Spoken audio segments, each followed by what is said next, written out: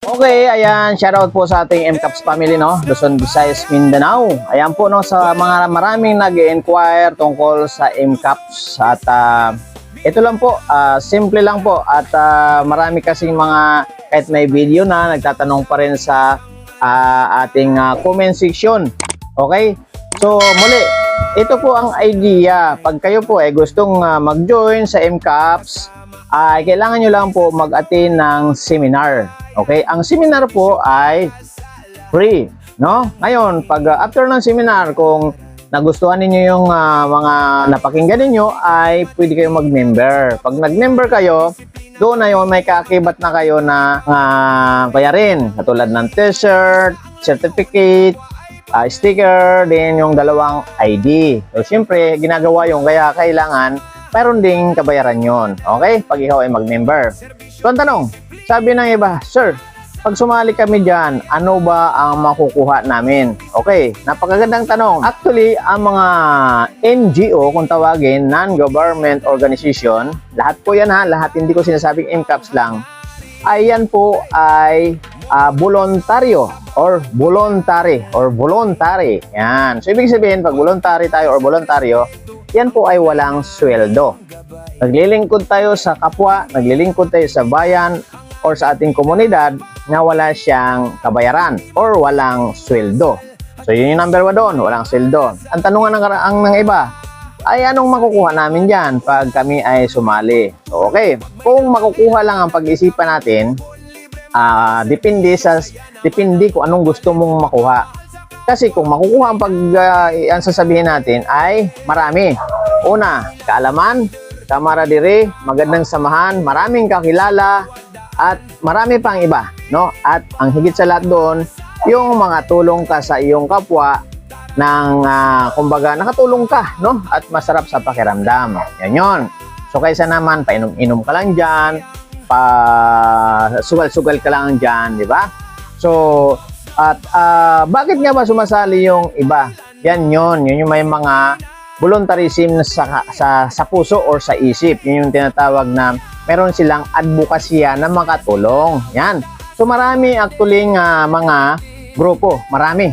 Hindi lang MCAPS. Napakaraming nagtatayo ng grupo noon pa man ng mga NGO. Pero ang tanong, wala nga makukuha, walang kapalit. Pero ang daming sumasali. So marami kasing klase ang pagsali. Merong iba sumasali dahil gusto maganda yung damit kasi maganda yung uniform.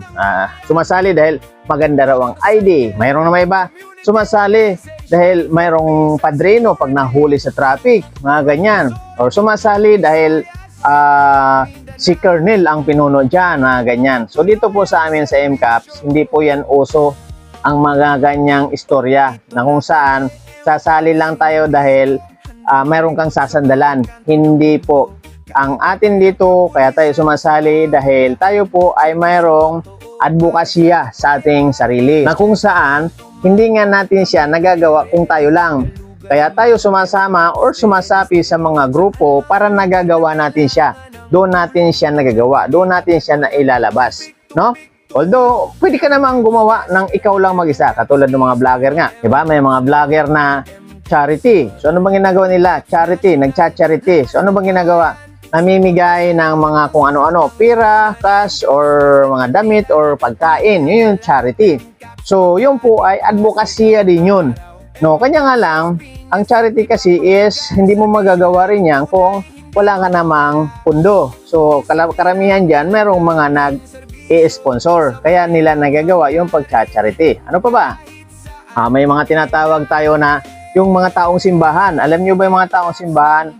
Wala din niyang sweldo. Pero sila ay naglilingkod.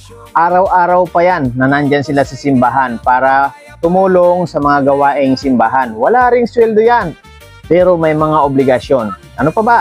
Maraming NGO, basta napakarami. Rotary Club, mayroon din. Pero bakit nila gustong sumali sa mga ganon? Dahil nga sila ay may advokasya sa sarili. Ngayon, ulitin ko, katulad ng sinabi ko nung isa kong video, na kung saan, kung ikaw kapatid ay nagagandahan ka lang sa mga kasuotan namin, nagagandahan ka lang sa mga ginagawa namin dahil kasama namin ay mga pulis, at yun lang ang purpose mo, at para pag inisip mo, para pag nagka-problema ka, mayroon kang kakamping pulis or kakampi kang MCAPS, siguro magni-negative tayo doon.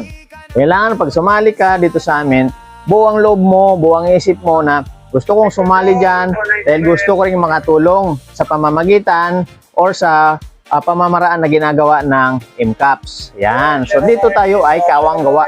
Wala tayong financial, minsan meron, pero karamihan dito is kawang gawa. Mga gawain ang ating ginagawang tulong sa ating mga kababayan.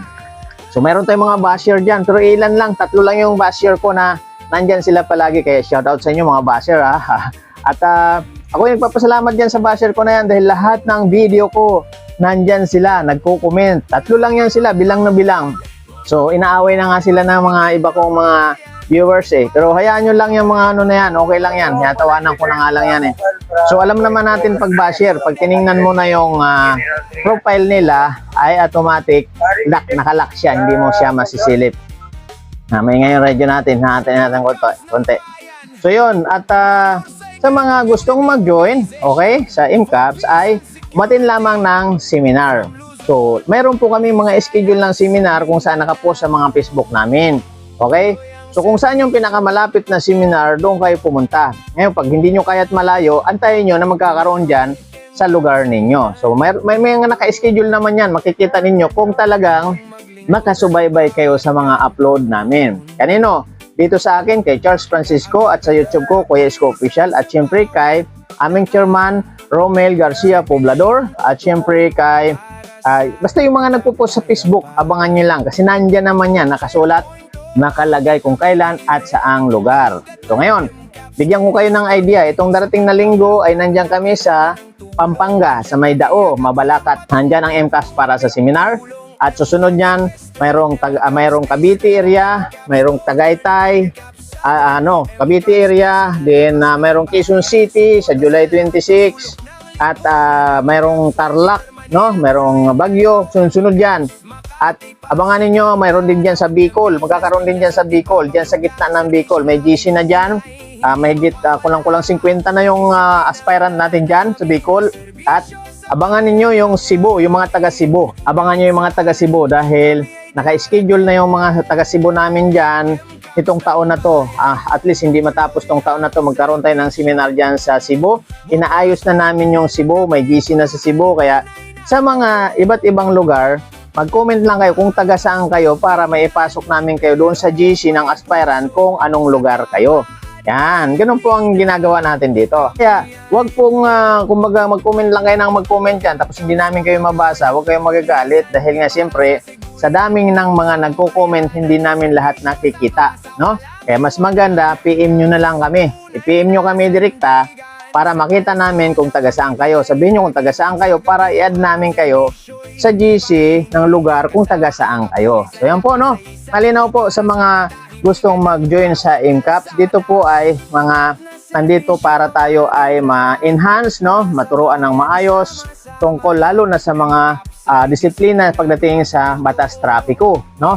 Pinaka-importante sa atin yan, lalo na sa mga nagmumotorsiklo at syempre kahit na naka 4-wheel. Kaya nga dito, welcome ang lahat. Naka 4-wheel ka man, naka motorsiklo ka man, o kahit wala kang sasakyan, basta kaya mo makarating doon sa ating mga event, or pwede kang mapag-angkasan, or pwede kang sumakay sa sasakyan, welcome dito po ang lahat dito sa MCAPS. Kaya shoutout po sa aming chairman, no, Romel Garcia Poblador, at siyempre sa aming president na si walang iba kundi si Janjan Ogie Gabriel, at siyempre sa lahat ng officer na RD John Lucero, at sa lahat ng officer ng MCAPS, shoutout po sa inyo. Magandang hapon, magandang umaga, at magandang tanghali.